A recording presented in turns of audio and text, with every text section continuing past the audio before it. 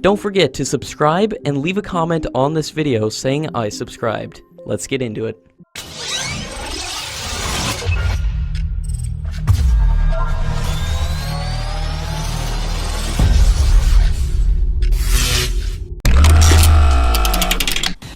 According to latest reports, the Supreme Court has reserved its order on the plea, seeking court's intervention in the procurement of 36 Rafale fighter jets from France.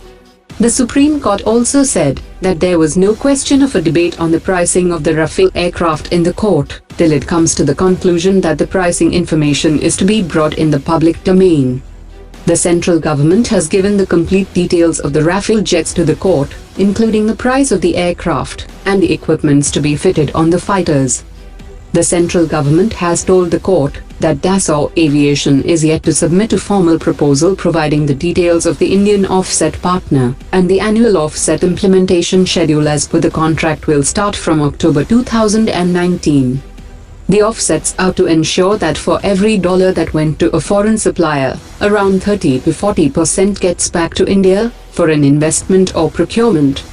The offset discharge is to be undertaken through different offset avenues, like direct purchase of eligible products and services, FDI in joint venture, transfer of technology and provision of equipment, and the manufacturer is free to select its Indian offset partners.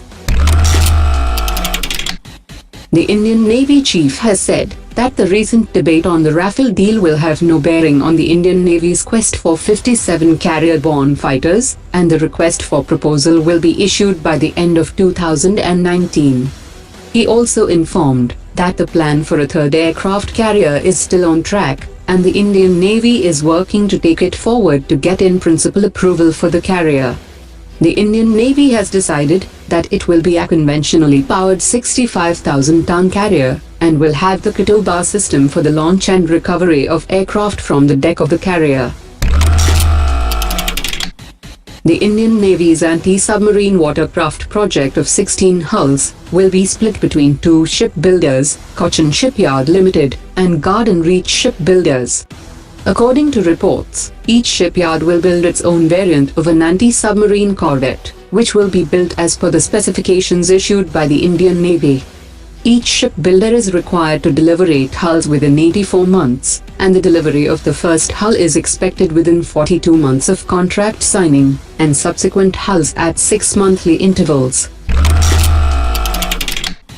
According to latest reports, India and Russia will hold the INDRA 2018 joint military exercises from 18th November.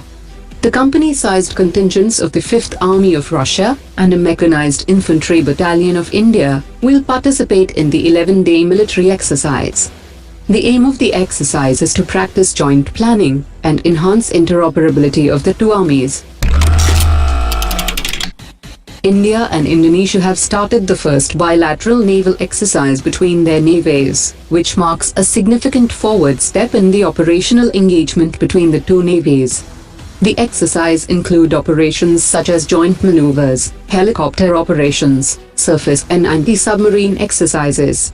As part of its strategic relations, India has offered to train sailors from Indonesia in submarine operations.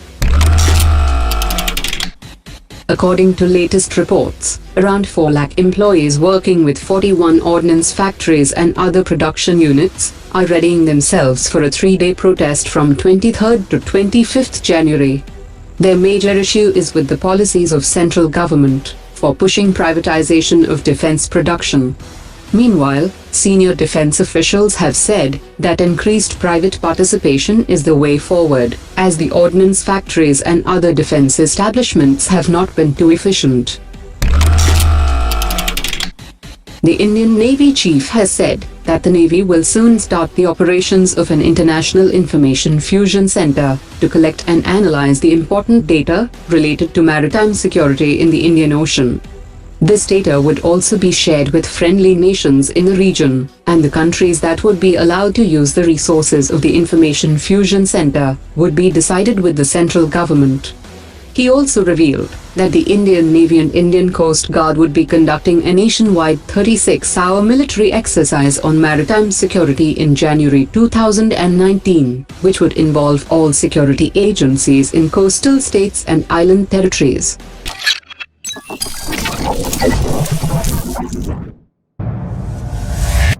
Omar dropped it.